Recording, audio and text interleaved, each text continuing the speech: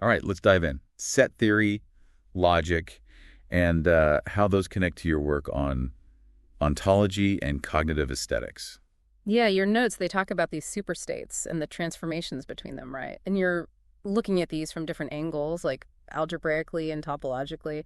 That's pretty ambitious. Yeah, and then on top of that, you've got this essay about axiomatic systems. Mm, Completeness, consistency, all that. yeah. Sounds like you're really looking for a solid way to understand these aesthetic experiences. Yeah, exactly. So what we're going to try to do today is see how these ideas from axiomatic systems, how they can help you understand ontology and cognitive aesthetics even better.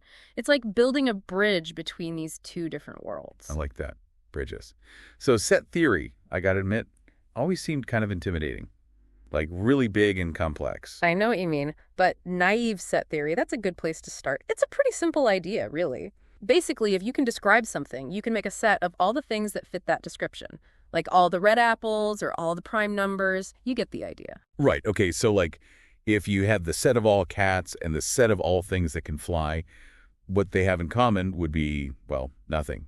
Cats can't fly, unfortunately. Exactly. And naive set theory, it lets us see these relationships and operations like, union, intersection, power sets. It's like a visual way to talk about sets. So it's so simple. Why is it called naive? What's the catch? Well, it turns out this simple approach, it can lead to some weird paradoxes, like Russell's paradox. Imagine a set of all the sets that don't contain themselves. So does this set contain itself? If it does, it shouldn't. But if it doesn't, it should. It's really confusing. Whoa. Yeah, that's kind of blowing my mind a little. It's like this infinite loop. Yeah. So how did mathematicians deal with this? That's where axiomatic systems come in. It's like a set of rules to avoid those crazy paradoxes. Right. Instead of just letting any description make a set, we have specific rules, axioms about how to make sets, like Zermelo-Fraenkel set theory or ZFC, that's a famous one. So it's like we're setting boundaries to make sure the system doesn't break down. Right. So could I use this axiomatic way of thinking for my work on transformations between these superstates? Absolutely. Think about it. If you can come up with axioms for how these transformations work, then you can make sure your system is logically sound, no contradictions, like building a strong foundation. That's a good way to think about it. Yeah. So axiomatic systems, they're about that strong base. What about this logicism idea? Where does that fit in? Logicism, that's this cool philosophy, the idea that all of math can be boiled down to logic, basically showing that math truths are really just logic truths. Like Principia Mathematica, that was a huge attempt to get all of math from just a few basic logic axioms and rules. Wow, that's a big goal. Yeah. It's like what you're doing in your notes, finding that formal, logical way to represent these sometimes hard-to-grasp aesthetic experiences. You're right, there are similarities. But logicism, it ran into some problems too. Like Gödel's incompleteness theorems, they showed that even formal systems have limits. There will always be true statements that can't be proven within a system. So even with the best logic, some truths are out of reach. That's kind of humbling, isn't it? Yeah. But let's get back to completeness and consistency. How do those apply to my ontology and cognitive aesthetic stuff?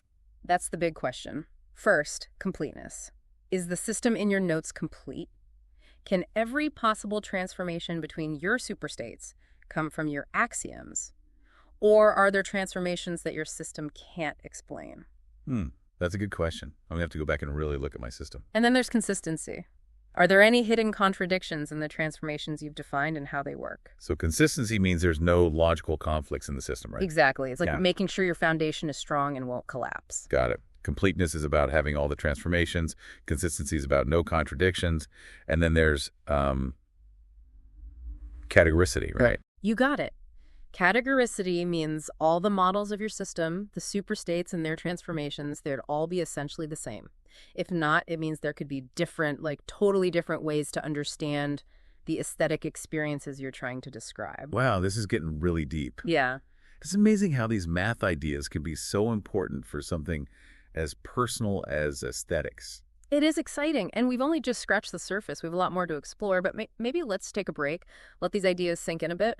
We'll pick up where we left off soon. Welcome back. Ready to jump back into this logic, set theory, and your aesthetics exploration. Oh, yeah. Last part was a lot to take in, still thinking about it all. It's wild how math can help us understand something like aesthetics. Yeah, it shows how everything's connected, you know? Speaking of connections, you said transformations are a big part of your ontology and cognitive aesthetics work, right? Yeah, totally.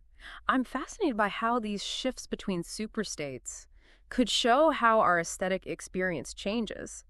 But trying to get that down in a formal way, that's the tricky part. Well, there's this area of math, group theory, that's all about transformations. It studies these things called groups, which are like sets, but with a way to combine elements to make a new one in the set. And these groups, they've got specific properties that make them perfect for looking at transformations. So could I use group theory to see how the transformations in my superstates, like how they work together, how they combine? For example, could combining two transformations create a third one that's already in my system? Exactly. Group theory can help you answer that kind of question. It gives you a way to understand how transformations are structured and how they compose. Remember that Wikipedia excerpt on group theory? Talk about those symmetry operations like rotations, reflections, inversions. Right, right. But Yeah. those seemed like they were for geometric shapes, not like abstract aesthetic experiences. That's where it gets really cool. Imagine those symmetry operations, but not on physical shapes, on the actual experience of aesthetics you're mapping out. Like, could the transformations between your superstates be a kind of symmetry in a more abstract way? Whoa, I never thought about it like that. It's like looking for patterns, symmetries, not just in the world we see, but in how we experience things. So how could group theory help me find those hidden symmetries? Well, group theory has tools to analyze the structure of transformations and find those properties that stay the same even when you do a transformation. It's like finding the core of an aesthetic experience, the part that doesn't change even when you move between superstates. That's powerful. It could help me see what's fundamental about aesthetic experience, even when the specifics change. Exactly, like peeling back the layers to see how we really perceive beauty. Let's switch gears a bit. Talk about linear logic. You mentioned it deals with resource-sensitive systems, and you're looking at how the mind is involved in aesthetics, right? Yeah, definitely. Our minds have limits, so how does that affect how we see and understand beauty? Well, linear logic could give us some clues. Unlike regular logic, where you can copy and throw away statements, linear logic keeps track. It's like every statement has a cost. So you can't just use the same statement over and over again without, accounting for it. Interesting. It's kind of like how our brains can only process so much information at once. Exactly. Now think about your superstate transformations. Could they be like actions that use up mental resources? Whoa, that's a new way to look at it. If changing between superstates takes mental effort, then linear logic could help us model those limitations. That's it. It could help you understand how we shift between aesthetic experiences, considering the limits of our minds. Let's dig a little deeper into what linear logic gives us. It has these core connectives that might be useful for mapping your system. You mean those additive and multiplicative conjunctions and disjunctions? To be honest, they sound a bit complicated. They do have fancy names, but the ideas are pretty straightforward once you get them. Think of them like different ways to combine and connect those transformations between your superstates. Okay, so instead of just thinking of transformations on their own, I can use these connectives to show how they relate to each other, like a grammar for aesthetic shifts. Exactly. Linear logic lets you express the relationships between those transformations, keeping in mind that they use mental resources. This is starting to make sense. But I gotta be honest, all this logic stuff is cool. But how does it actually connect to my ontology and cognitive aesthetics work specifically? Well, remember that essay you brought about axiomatic systems? Let's go back to completeness, consistency, and categoricity and see how they fit into your way of understanding aesthetic experience. Good point. We gotta bring it back to those core ideas. After all, what's a beautiful system if it's built on shaky ground, right? Yeah. Let's see how those concepts can make my framework stronger.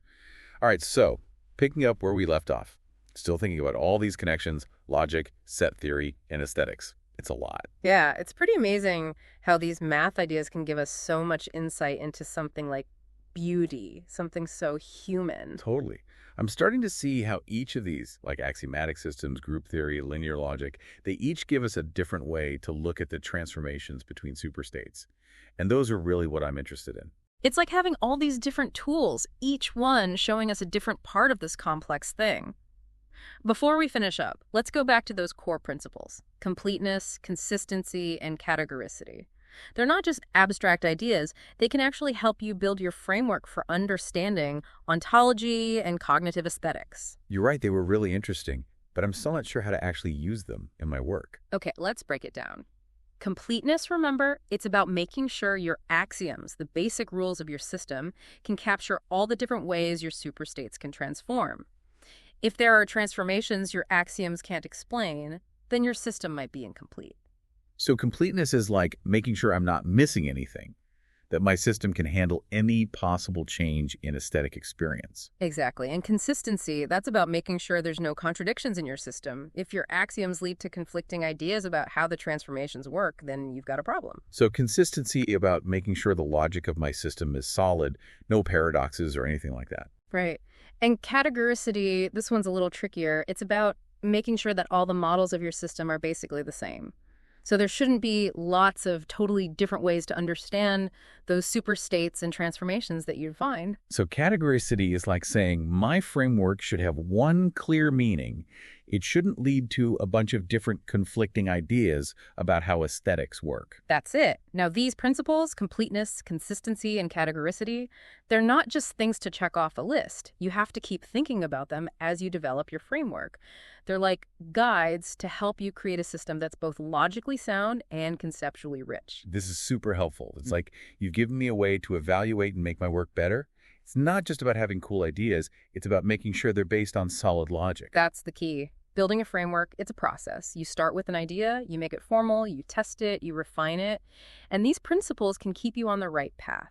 I'm really starting to see how it all fits together.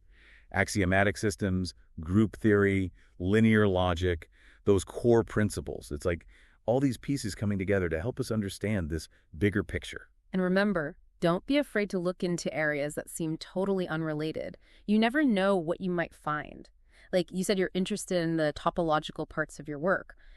Have you thought about topological spaces as they're used in how we think about programming languages? It might give you a new way to think about how your system is structured, using that connection between topology and logic. Topological spaces and programming languages, now that's a connection I never would have thought of. It really shows how everything is connected in these unexpected ways. It really does. So keep asking questions, keep exploring, keep pushing the boundaries of what you know. That's what makes learning so exciting, those discoveries and connections. I totally agree. This deep dive has been amazing. I feel like I have so many new tools and ideas to use in my work. Thanks for taking me through all of this. I'm really excited to see where it leads me. You got it. And remember, we're here to support you along the way. Learning is better together, so keep those questions coming and keep diving deeper.